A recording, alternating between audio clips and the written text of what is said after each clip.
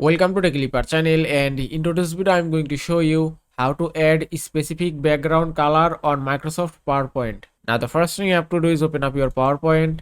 Now from here open any document. Here you can see I open a blank document.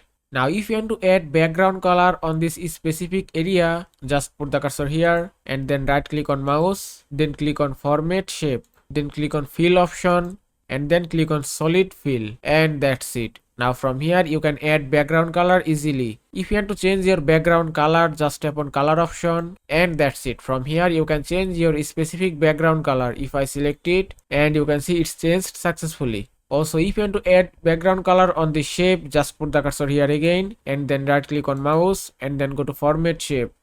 After that select solid fill option again and that's it. Then you can choose any color as you like. You can also increase or decrease your color transparency from here. If you want to get more colors, just click here again and then click on more colors and that's it. Here you can see two options, standard and custom. You can choose any option as you want. Then just click on OK and it's done. And that is how you can add a specific background color on Microsoft PowerPoint. I hope this video was helpful. If it was, please give it a thumbs up and don't forget to subscribe.